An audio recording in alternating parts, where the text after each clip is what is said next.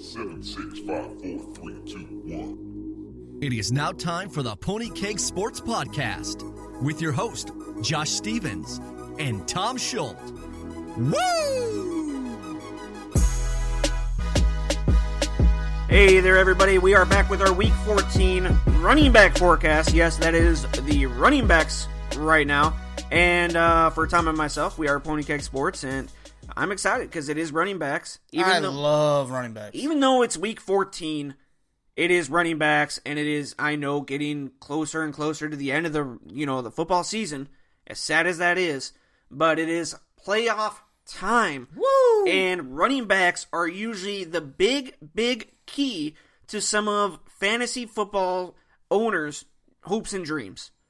Oh, yeah, 100%. Right now, guys, we are on FantasyOmatic.com. Again, FantasyOmatic.com. Pull it up, follow along with us as you're listening, and we're going to go down their list. Again, they have an algorithm. They spit it all out. We break it down. We tell them how bad and good it is.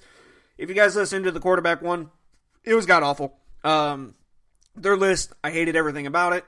When you have Dak Prescott at 31, I hate you for it. So, amen, brother. FantasyOmatic, not happy with that one, but it is what it is. This one's a little better. This one is a little better. Starting at number 1, we have Ezekiel Elliott, and he's facing the New York Giants. I don't care who he faces anymore. It could be the Vikings. It could be whoever. I like Ezekiel Elliott in my top 5. The Giants have been good at stuffing running backs this year, and the first time they played Dallas, they held Zeke to under 70 yards. It was a good performance, but that was also Zeke's first NFL game. He's a lot better. He's a different player. He's learning how to run behind that line. And yeah, don't be worried about Zeke at all this week. Look what Le'Veon Bell just did to the Giants, over 170 total yards. That is true. And then going to number 2, we have David Johnson, and he is going to Miami to play the Dolphins. And again, I don't care who David Johnson plays. I'm playing him regardless, not worried about it, and I'm hoping that he puts up at least 15 to 20 points for me. If he scores more, my God, I am the happiest person in the world. But David Johnson, in my opinion, should be number 1, and rightfully so. Yeah, I agree with you. David Johnson's getting between 18 and 22 rushing attempts and then 5 to 10 receptions. That's what you want. It's perfect. He's the best running back in the league right now. Number 3, they got Le'Veon Bell. Le'Veon Bell playing at the Buffalo Bills, and Buffalo is a little tough to play at, but at the same time, it should be snowing there, and Le'Veon Bell runs the ball and runs the ball well, but he also catches the ball out of the backfield. So him at number 3, I like, and then I'm going to go right to number 4 just because it is his counterpart, and that is LaShawn McCoy, and McCoy is playing Pittsburgh. Again, McCoy is going to be at home, and these two guys are kind of a toss-up for me because I would love to put McCoy at number 3, but I think Le'Veon Bell is very deserving of that spot. Yeah, if Mike Gillislee didn't steal 2 touchdowns from McCoy last week, he would have been the number 1 running back of the week. He still had a solid performance. I think he was just under 180 yards, but I think both these guys deserve to be in the top 5.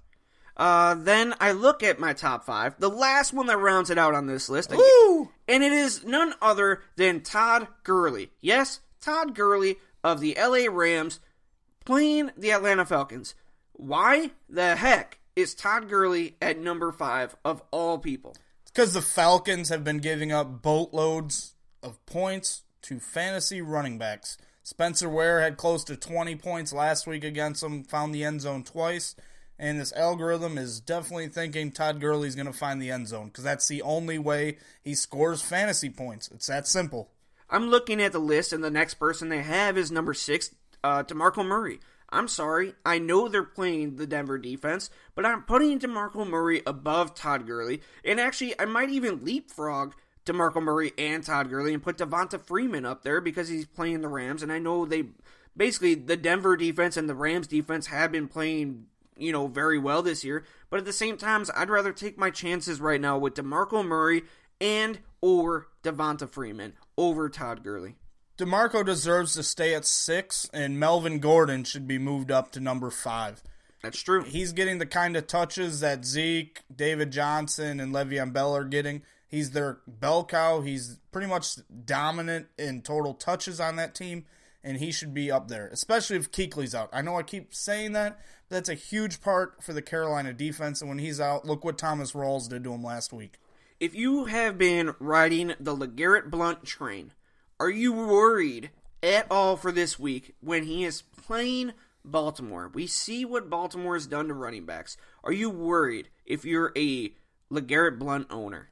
Yes, he's going to be held to under 100 yards, probably under 75, and he will only be fantasy relevant if he finds the end zone, in my eyes. Again, going back to another running back that I'm a little worried about is Jonathan Stewart. At this point in time, Jonathan Stewart had a bad game last week. Yeah, he had 50 yards rushing. I understand it, but he did have a fumble. And they are facing San Diego and Joey Bosa, and those boys on that front seven have been looking mighty, mighty good. Are you worried if you're a Jonathan Stewart owner? Yes, you should be. The last 4 weeks, San Diego is the third best defense against the run and giving up the third least amount of points to fantasy running backs. I'd be worried. He hasn't looked that good. That whole offense hasn't looked good, and he should not be in the top 10. I would take out Jonathan Stewart. I would take out Matt Forte. I would take out LeGarrette Blount, even though LeGarrette Blount is at number 11. I would take them all out. I would move up Melvin Gordon. I would move up Spencer Ware. And I would move up, who's the other one? Maybe even Doug Martin. You know who I think should be moved up? Huh. Jeremy Hill. He's Yeah. ranked 20th right now. He's getting receptions out of the backfield. And I think this is a perfect game for him to score a touchdown or two. I think this is all the writing on the wall is saying Jeremy Hill's weak. And if you have him, you start him this week against the Cleveland Browns. One guy that I also think is a little bit too low is Thomas Rawls. He's at number 21. He's facing Green Bay. Yeah, I understand. Green Bay is front seven. They've played well. Yada, yada, yada. Thomas Rawls, I think, is coming into his own, though. He's finally had a good week last week, and I think he's going to keep it going against Green Bay. Yeah, they've shown that he's the guy right now. He's going to be getting a lot of those carries, a lot of the early down work in that game, and he caught a ball last week. That's good for him. I think he only had 10 catches last week, so if he gets 1 to 2 catches a week, that's only helping his value. He's a pretty good receiver out of the backfield. Some people have been relying on Jay Ajayi week to week. Are you happy that if you were the fantasy owner, if you still have him at this point, they are facing the Arizona Cardinals, and I'm sorry, I am extremely cautious if I'm starting Jay Ajayi from here on out, and if I'm going into the fantasy playoffs. I don't want to start him this week. Arizona's good at stopping the run, they're good at stopping the pass, and they usually lose football games because they turn the ball over and give great field position to the other team, and I don't think that's going to happen this week. Another one that I think is a little outlandish is number 52. Yes, I'm going down the list a little bit. 52, Jordan Howard. What? Yep. And they are at Detroit. I get it. Understandable.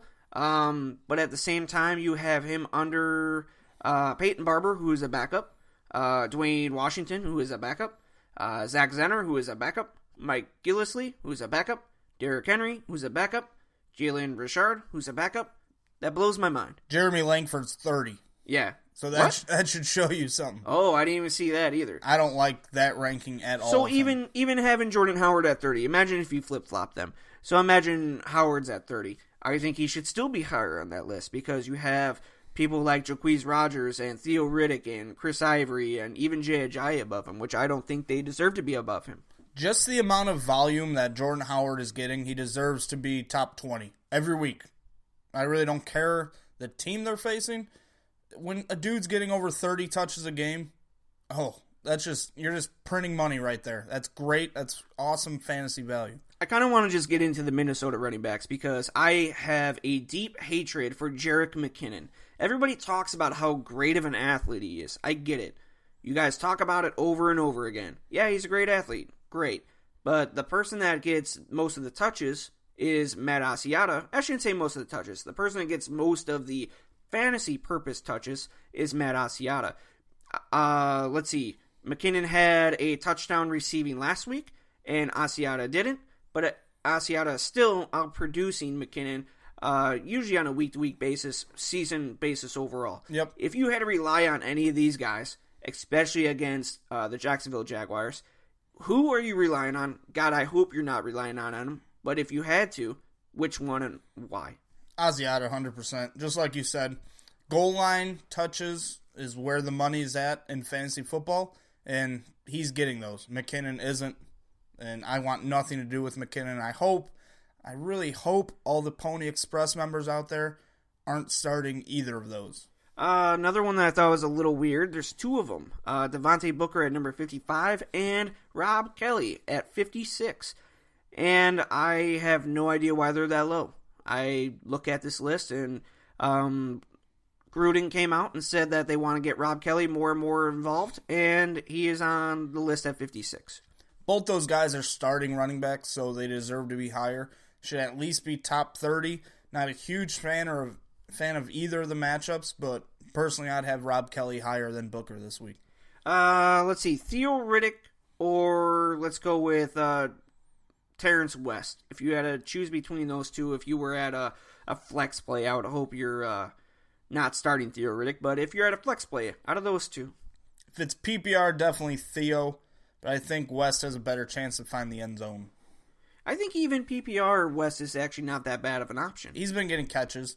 I still think that, Dixon's a better player, though.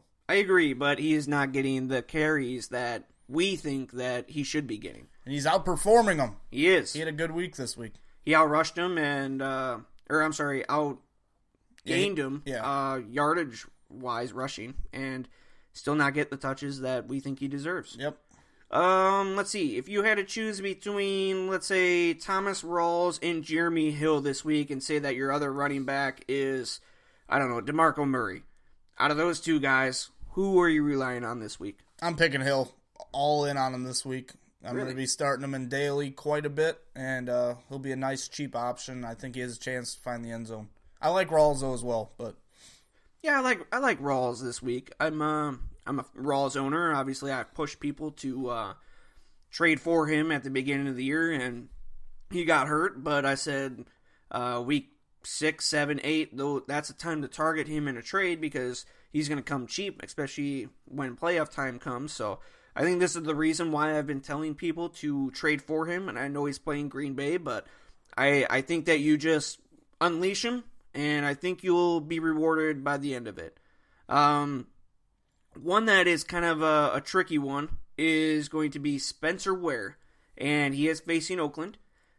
And let's say Melvin Gordon. Out of those two guys, they should both be starting running backs on teams. But if you had to, say if you had, Ezekiel Elliott and you had the two other guys, don't know how you have all three, but if you did, who are you starting out of those two? I'd start Melvin Gordon. Melvin Gordon. He's just getting so many touches, man, and that's so valuable in fantasy. I like what Spencer Ware brings to the table. He caught a touchdown last week and rushed one, but Melvin Gordon's getting way more looks. He's getting all the receptions out of the backfield and getting close to 20 rushes a game as well. If you had Lamar Miller, is there any consideration whatsoever of benching him this week? Against the Colts, probably not. Look, Miller's had one good game all year, one awesome top 5 running back game. Who'd he face? It was the Colts. Their rushing defense isn't that good. They've been playing better, but they just lost starting linebacker DeQuell Jackson to a 4-game suspension. It's a prime game for Miller, and it's a game where you're hoping you can rely on him. If you had Lamar Miller or Rob Kelly, yeah, put you on the spot. Ooh, I'm gonna go Miller. Still Miller? Yep. I'd probably go Miller too, just for the fact that Rob Kelly is playing the Philadelphia Eagles at Philly, and that worries me a little bit. Not a lot, but does a little bit. So, running back that scores the most points this week. Who you got? Who's your daily play of the week? I think it's kind of crazy not to go with David Johnson. Yeah. Look, last week he was close to 30 in standard, over almost 40 in PPR, and this dude just does it all. But I don't think you can go wrong with him or Zeke or Lev Bell or Shady. I think those are the 4 obvious choices. Yeah, I really like David Johnson, like you said. I think he's the hands-down favorite.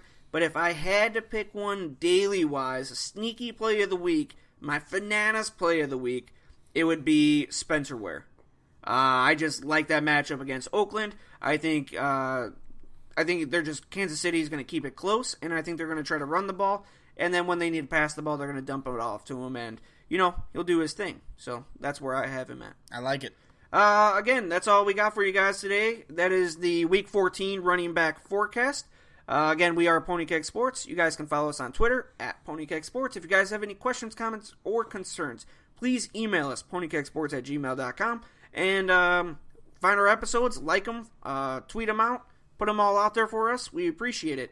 You guys, good luck this week.